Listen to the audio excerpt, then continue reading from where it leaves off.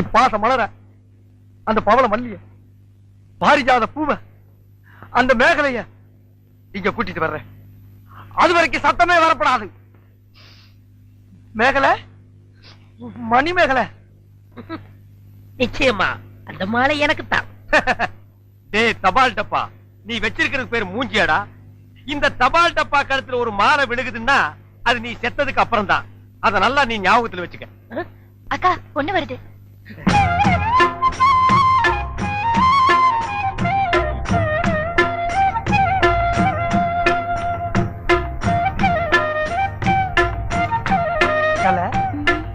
மேகலை, மணி மேகலை, என்னடா வெக்கமா?